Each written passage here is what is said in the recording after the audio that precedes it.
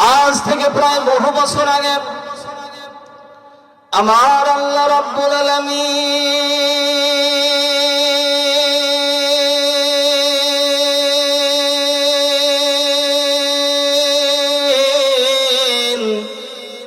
এই দুনিয়ার জমিনে মানুষগুলোকে সৃষ্টি করে পাঠাইলেন। বন্ধুরা আমার, গভীর মনোযোগ দিয়ে শুনবেন। এই দুনিয়ার জমিনে মানুষগুলিকে আল্লাহ তাআলা যখন পাঠাইলেন, ভাই যে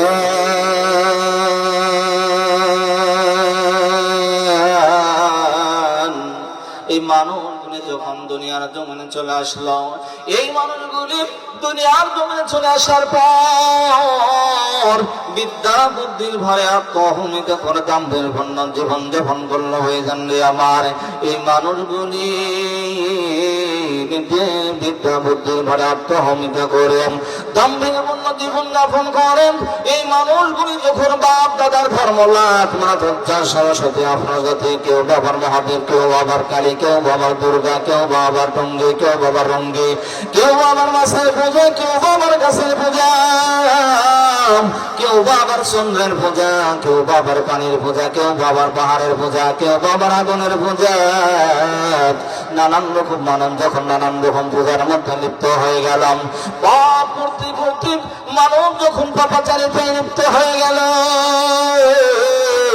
অন্যায় করতে করতে মানুষ যখন অন্যায়ের মধ্যে যখন ডুবে গেল, ইমানি অন্ধকারাচ্ছন্নের ভিতর মানুষ যখন ডুবে গেল, আমার আল্লাহ রাব্বুল আলামিন দয়া করে মায়া করে ওই ইমানি অন্ধকারাচ্ছন্নের ভিতর পড়ে থাকা মানুষগুলোকে আলোর পথ দেখানোর জন্য, ইমান হারা মানুষগুলিকে ইমান ওয়ালা বানাবার জন্য, বেঈমান মানুষগুলিকে আল্লাহ পাক রব্বুল আলামিন ইমানদার বানাবার জন্য আমার দয়ার আল্লাহ রাব্বুল আলামিন দয়া করে দুনিয়ার জমিনে দুইটা বরকত, দুইটা রহমত আল্লাহ তাআলা নাযিল করে দিলেন। বলে সুবহানাল্লাহ।